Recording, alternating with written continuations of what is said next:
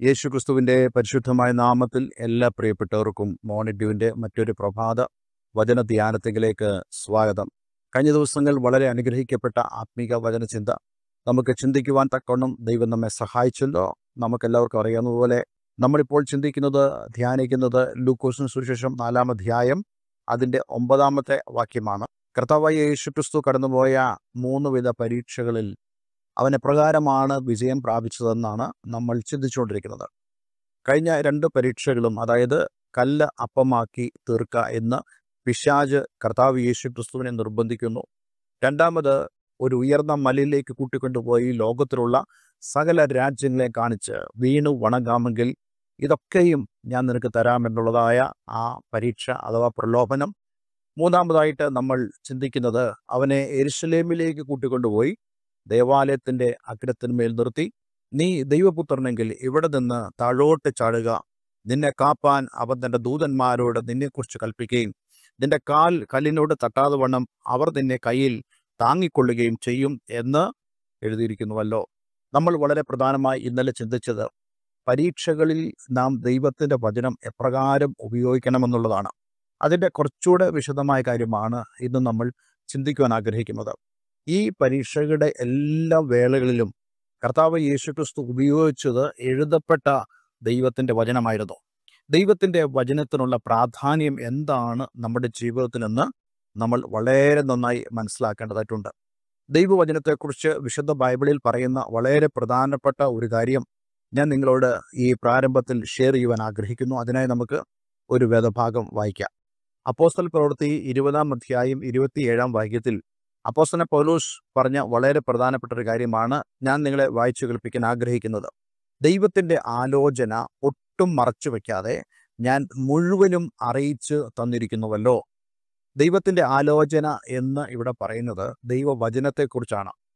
പക്ഷേ ദൈവത്തിൻ്റെ ആലോചന, the all council of God എന്നുള്ളതായ ഇംഗ്ലീഷ് പദപ്രയോഗം സൂചിപ്പിക്കുന്നത് ദൈവത്തിൻ്റെ വചനം എന്ന് പറയുന്നത് ദൈവത്തിൻ്റെ ആലോചനയാണ്, ദൈവത്തിൻ്റെ തീരുമാനമാണ്. അതുകൊണ്ടാണ് ഈ ദൈവവചനത്തിന് അത്രത്തോളം പ്രാധാന്യവും ശക്തിയുമുള്ളത്.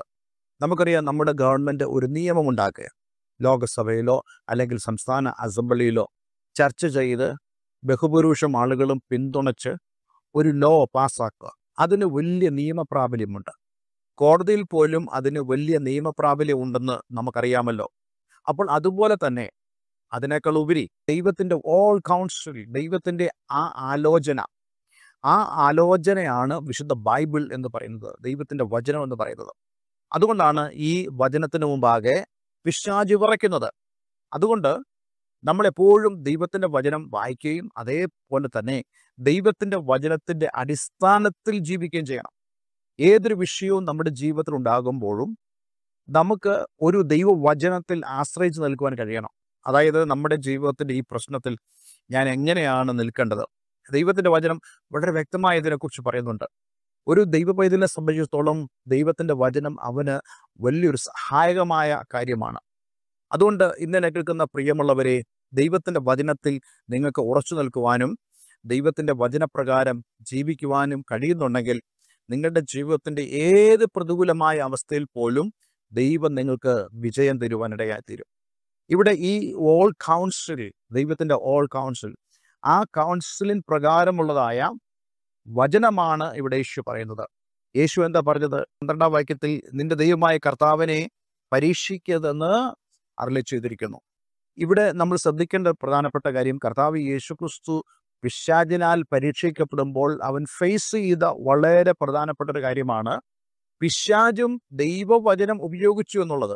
അതല്ലേ നമ്മൾ 10-ാം വാക്യത്തിൽ വായിക്കുന്നത്, നിന്നെ കാപ്പാൻ അവൻ തൻ്റെ ദൂതന്മാരോട് നിന്നെക്കുറിച്ച് കൽപ്പിക്കുകയും നിന്റെ കാൽ കല്ലിനോട് തട്ടാതോണം അവർ നിന്നെ കയ്യിൽ താങ്ങിക്കൊള്ളുകയും ചെയ്യും. അപ്പോൾ നോക്കണേ, ഇവിടെ പിശാച് വചനത്തെ മിസ്യൂസ് ചെയ്യുക, സന്ദർഭത്തിൽ നിന്നും അടത്തി മാറ്റി. ഈ വാക്യം യേശുക്രിസ്തുവിൻ്റെ ഈ ഒരു സമയത്ത് ഉള്ളതാണ്. അതായത് നീ ഇവിടെ നിന്ന് താഴെ ചാടണം എന്നുള്ളതായ ഒരു വലിയ പ്രേരണ കർത്താവ് യേശുക്രിസ്തുവിന് കൊടുക്കുക. കഴിഞ്ഞ ദിവസം നമ്മൾ ചിന്തിച്ചു, അവിടെ നിലനിന്നിരുന്നതായ ഒരു യഹൂദ വിശ്വാസമുണ്ടായിരുന്നു. മശീഹ വന്ന് ഈ ദേവാലയ ഗോപുരത്തിന് മുകളിൽ കയറി തന്നെ വെളിപ്പെടുത്തുമെന്നും ഒരു അത്ഭുതം ചെയ്യുമെന്നും ആളുകൾ വിശ്വസിച്ചിരുന്നു. അപ്പോൾ അതിനെ കൂട്ടുപിടിക്കുന്നു. അതുപോലെ തന്നെ അതിനോട് ചേർത്ത് വെച്ചുകൊണ്ട് ദൈവത്തിൻ്റെ വചനം പറയുന്നു.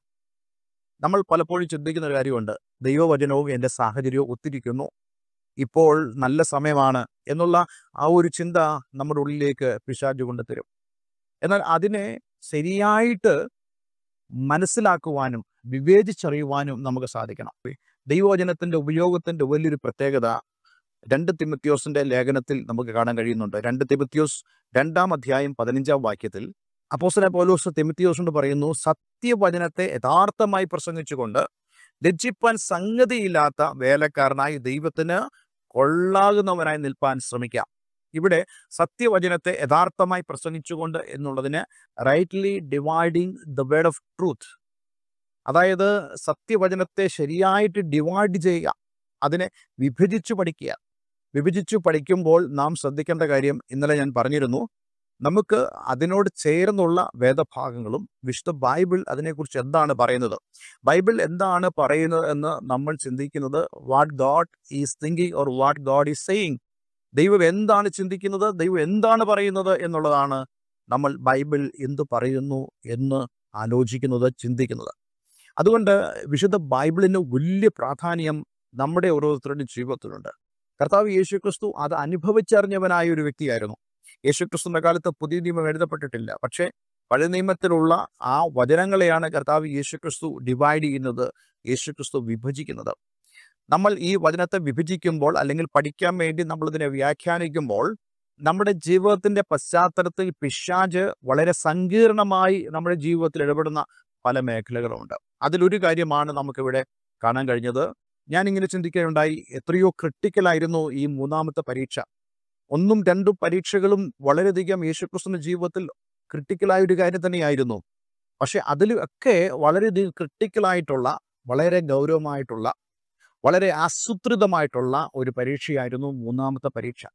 അവിടെ കർത്താവ് യേശുക്രിസ്തുവിനെ പിശാച് നിർബന്ധിക്കുന്നത് വിശ്വാസത്തിൻ്റെ ഒരു പരീക്ഷ എന്നോണമാണ്. അതായത് ഇവിടെ ഈ വാക്യം ഉദ്ധരിച്ചിട്ട് യേശുവിനോട് പറയുന്നു, നീ താഴോട്ട് ചാടുക. ആ താഴോട്ട് ചാടുക എന്ന് പറയുമ്പോൾ തന്നെ നമ്മളൊരു കാര്യം മനസ്സിലാക്കണം, പിശാചിനെ സംബന്ധിച്ചിടത്തോളം യേശുവിനോട് താഴോട്ട് ചാടുക എന്ന് പറയുമ്പോൾ മാത്രമേ അവന് കഴിയത്തുള്ളൂ. കാരണം യേശുവിനെ ഉന്തിയിടുവാൻ പിശാചിന് കഴിയത്തില്ല. കാരണം യേശുവിൻ്റെ പ്രാണന്റെ മേലോ അവൻ്റെ ശരീരത്തിൻ്റെ മേലോ പിതാവായ ദൈവം പിശാചിന് അനുവാദം കൊടുത്തിട്ടില്ല. സജസ്റ്റ് ചെയ്യാമെന്ന് മാത്രമേ ഉള്ളൂ. നമ്മുടെയൊക്കെ ജീവിതത്തിലും നമ്മളൊരു കാര്യം മനസ്സിലാക്കണം, നാം യഥാർത്ഥമായും കർത്താവ് യേശുക്രിസ്തുവിനെ പിൻഗമിക്കുന്ന ഒരു വ്യക്തിയാണെങ്കിൽ, വചനപ്രകാരം ജീവിക്കുന്ന ഒരു വ്യക്തിയാണെങ്കിൽ, നമ്മളോട് കൽപ്പിക്കാനോ നമ്മോട് സജസ്റ്റ് ചെയ്യാനോ മാത്രമേ പിശാചിന് കഴിയത്തുള്ളൂ. നമ്മുടെ ജീവിതത്തെ ആഗമനമായി തകർത്തളവാൻ ഒരിക്കലും പിശാചിന് കഴിയത്തില്ല. എന്നാൽ നാം എന്ത് ചെയ്യണം? പിശാച് നമ്മളെ തെള്ളുവാൻ, നമ്മളെ നശിപ്പിച്ചു കളവാൻ അവൻ പദ്ധതിയിടുമ്പോൾ അതിന് നടുവിൽ ദൈവവചനപ്രകാരം നാം നിലനിന്നാൽ നമുക്ക് ഇവനെ വിജയിക്കുവാൻ കഴിയും. ഇന്ന് പലരും ഇതുപോലെയുള്ള അവസ്ഥയിലൂടെ കടന്നു പോകുന്ന ആളുകളുണ്ട്. നോക്കണേ, യേശുക്രിസ്തുവിൻ്റെ അപ്പോഴത്തെ അവസ്ഥ എന്ന് പറയുമ്പോൾ ഒരു മിറക്കിൾ പെർഫോം ചെയ്ത് തന്നെ പ്രൊമോട്ട് ചെയ്യാനുള്ള ഒരു ഇച്ഛയാണ് കർത്താവ് യേശുക്രിസ്തുവിൻ്റെ ഉള്ളിൽ വരുന്നത്. അത് വാസ്തവത്തിൽ പിശാചിനതാണെന്ന് തിരിച്ചറിയുവാൻ യേശുവിന് കഴിഞ്ഞു. എങ്ങനെ കഴിഞ്ഞു? എൻ്റെ ഉള്ളിൽ വരുന്ന ഈ ആലോചന തിരുവെഴുത്തിൻ പ്രകാരമാണോ എന്ന് കർത്താവ് യേശുക്രിസ്തു ചിന്തിച്ചപ്പോൾ യേശുവിന് മനസ്സിലായി, ഇത് വാസ്തവത്തിൽ എൻ്റെ പിതാവായ ദൈവത്തെ പരീക്ഷിക്കാൻ വേണ്ടിയാണ് ഈ പിശാച് ഇപ്രകാരം എന്നോട് ചെയ്യാൻ ആവശ്യപ്പെടുന്നത്. നമ്മുടെയൊക്കെ ജീവിതത്തിൽ ഇതുപോലെയുള്ള പരീക്ഷകൾ ധാരാളമായി ഒരുപക്ഷെ പ്രതിദിനം തോറും സംഭവിക്കുന്നുണ്ട്. എങ്ങനെയാണ്? ചില വാക്യങ്ങൾ ചൂണ്ടിക്കാണിച്ചുകൊണ്ട് വിശ്വാസത്തിൻ്റെ സ്റ്റെപ്പ് എടുത്ത് വയ്ക്കുവാൻ നമ്മൾ പ്രേരിപ്പിക്കപ്പെടാറുണ്ട്. പക്ഷേ അവിടെ പലരും പരാജയപ്പെട്ടു പോകുന്ന അനുഭവങ്ങളുണ്ട്. അങ്ങനെ പരാജയപ്പെടുമ്പോൾ ആളുകൾ എന്താ ചിന്തിക്കുന്നത്? അല്ലേലും എനിക്കറിയാമായിരുന്നു ദൈവമൊന്നും എനിക്ക് വേണ്ടി പ്രവർത്തിക്കത്തില്ല, ഞാൻ വിശ്വാസത്തിൻ്റെ സ്റ്റെപ്പ് എടുത്ത് വെച്ചു, നത്തിങ് ഹാപ്പൻഡ്, ഒന്നും സംഭവിച്ചില്ല എന്ന് പലരും ചിന്തിച്ച് അവരുടെ ജീവിതത്തിൽ വളരെയധികം നിരാശയോടുകൂടി ജീവിക്കുന്ന ആളുകളുമുണ്ട്. എന്നാൽ ഒരു കാര്യം ഞാൻ നിങ്ങളോട് പറയട്ടെ, പിശാച് പറയുന്നതിനനുസരിച്ചല്ല നമ്മൾ വിശ്വാസത്തിൻ്റെ സ്റ്റെപ്പ് എടുക്കേണ്ടത്. ഇവിടെ യേശുവിനോട് പിശാച് പറഞ്ഞത് എന്താ? നീ വിശ്വാസത്തിന് സ്റ്റെപ്പ് എടുക്കണം, കാരണം നിന്നെ കാക്കുവാൻ അവൻ തൻ്റെ ദൂതന്മാരുടെ കൽപ്പിക്കുക, അതുകൊണ്ട് നീ എടുത്ത് ചാടിക്കോ. അത് വിശ്വാസത്തിൻ്റെ സ്റ്റെപ്പാണ്. ഇങ്ങനെ വിശ്വാസത്തിന് സ്റ്റെപ്പ് വയ്ക്കാത്തപ്പോൾ പലരും നമ്മെ കളിയാക്കാറുണ്ട്, നമ്മെ പരിഹസിക്കാറുണ്ട്. നീ എന്താ വിശ്വസിക്കാത്തത്? നീ എന്താ ആലോചന പ്രാപിക്കാത്തത്? പല ആളുകളും തങ്ങളുടെ പ്രസംഗത്തിൽ പോലും ആളുകളെ വിശ്വാസത്തിന് സ്റ്റെപ്പ് എടുത്ത് വയ്ക്കാൻ പ്രേരിപ്പിക്കാറുണ്ട്. നീ തൻ്റെ ഇത്ര രൂപ സഭയ്ക്ക് വേണ്ടി കൊടുക്ക്, ദൈവം നിന്റെ കടബാധ്യത മാറ്റാൻ പോവുകയാണ്.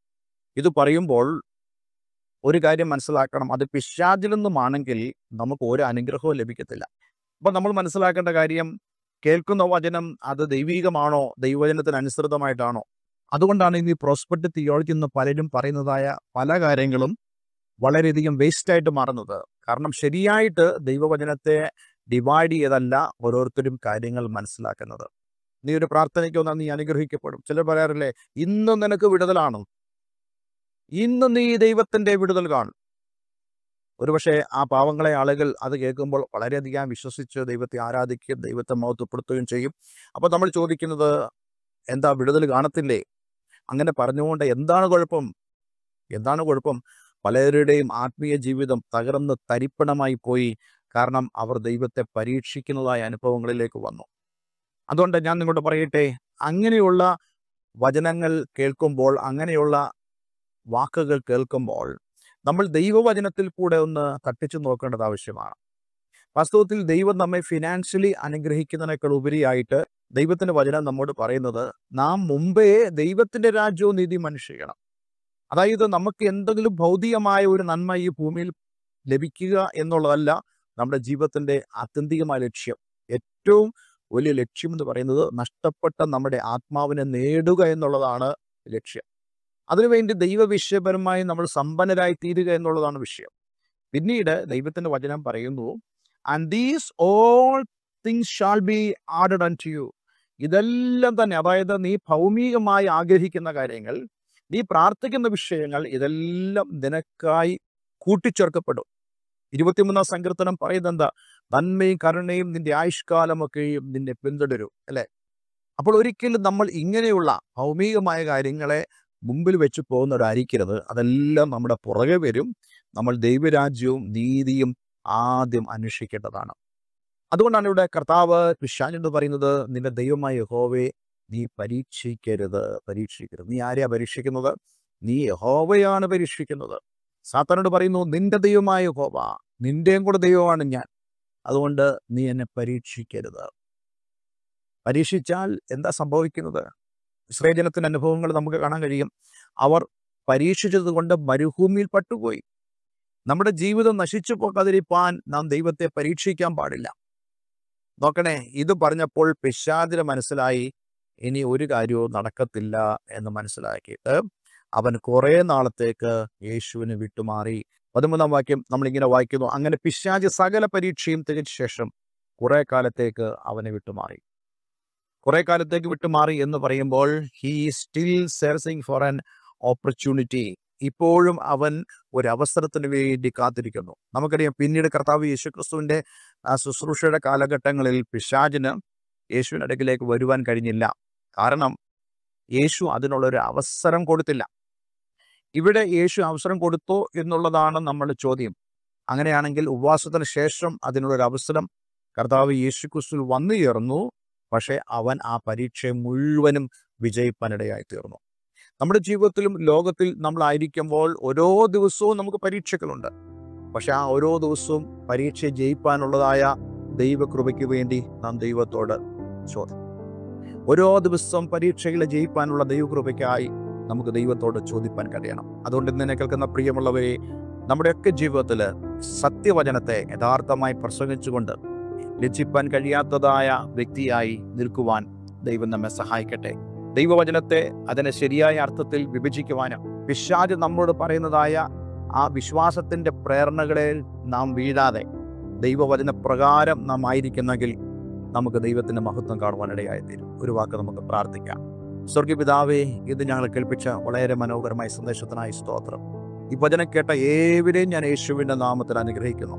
കർത്താവ് യേശുക്രിസ്തുവിന് നേരിട്ടതായ 3-ാമത്തെ പരീക്ഷയെക്കുറിച്ചും അവിടെ കർത്താവ് യേശുക്രിസ്തു ദൈവവചനത്താൽ എപ്രകാരം സാത്താനെ വിജയിച്ചുവെന്നും ഞങ്ങളുടെ ജീവിതവും അതുപോലെ തന്നെ ദൈവവചനപ്രകാരം ആയിരിക്കാനും ഞങ്ങളെ സഹായിക്കണമെന്ന് പ്രാർത്ഥിക്കുന്നു. പ്രാർത്ഥന കേട്ടതിന് നന്ദി. യേശുക്രിസ്തുവിൻ നാമത്തിൽ തന്നെ. ആമേൻ, ആമേൻ.